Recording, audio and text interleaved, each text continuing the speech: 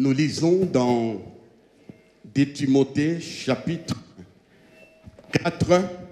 Tutasoma katika kitabu cha Timotheo wa pili sura yake ya 4. Le 6e verset, le 7e verset. Mstari wake wa 6 na mstari wake wa 7. Et le 8e verset. Na mstari wake tena wa 8.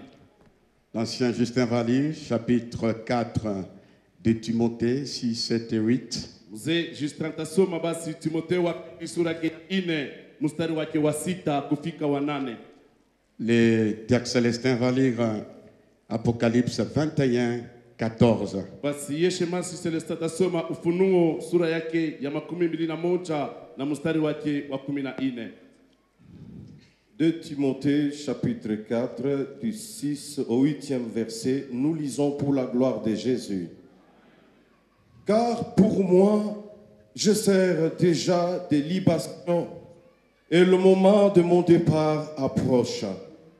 J'ai combattu le bon combat, j'ai achevé la course, j'ai gardé la foi. Désormais, la couronne de justice m'est réservée. Le Seigneur, le juste juge, me la donnera dans ce jour-là, et non seulement à moi, mais à tous qui auront aimé ton avènement. Merci. Et puis, l'ancien, tu vas lire Apocalypse 22, verset 12. Kisha mzee atasoma Ufunuo Et 13. 22 mstari wake wa 12 na 13. Apocalypse 21, le 14e verset, nous lisons. La muraille de la ville avait 12 fondements, et sur eux les 12 noms des 12 apôtres de l'agneau. Merci. Accent. 12. Voici, je viens bientôt, et ma rétribution est avec moi pour rendre à chacun selon ce que son œuvre. Amen. Amen. Nous acclamons le Seigneur. Tunashangilia Bwana. On n'a pas bien acclamé, est-ce qu'on peut l'acclamer très bien?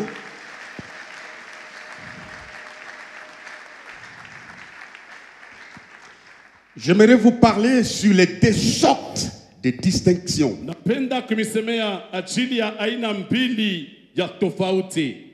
Il y a la distinction éphémère Basi kuko utenganisho wa muda mfupi et la distinction éternelle. na utenganisho kwa maisha la milele. Si nous nous arrêtons à la distinction éphémère, Na kama tunasimamia kwa utenganisho kwa wakati mfupi, nous serons jugés. nasi tutahukumiwa. Parce que la distinction de la terre passe. Maana utenganisho wa dunia unapita. Et nous aspirons à la distinction éternelle. Na tunatumainia kupokea ile utofauti wa milele. Je suis en train de rêver Mimi nakuwa nikilota qu'après le temps que nous traversons sur la terre, ya kama kisha wakati tunapitisha pa dunia, nous réservons la marque de distinction dans l'éternité. na tutapata alama ya utenganisho katika umilele.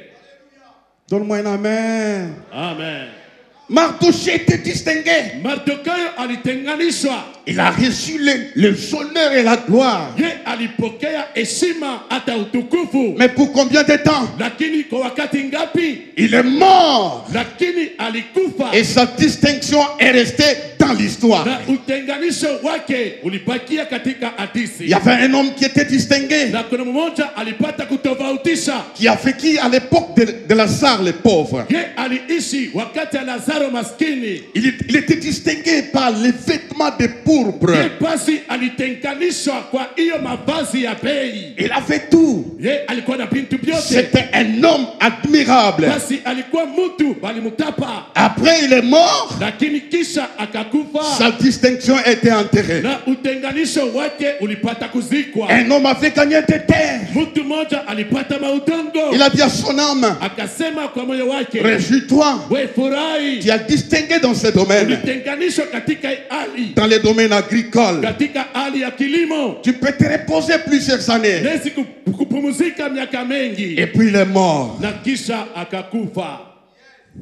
Dites Amen. Amen. Je voudrais qu'on sache Napendelea tujue qu'il y a une meilleure distinction ya kama kuko utenganisho mzuri sana qui t'attend dans l'éternité. inapokongojea katika maisha la milele. Nous voyons l'apôtre Paul qui dit, Na tunaona mtume Paulo anasema, j'annonce mon départ. mimi natangaza kwenda kwangu. Je bénis Dieu, la chorale qui m'a précédé. Nabariki Mungu ajili ya kwaya ilinitangulia.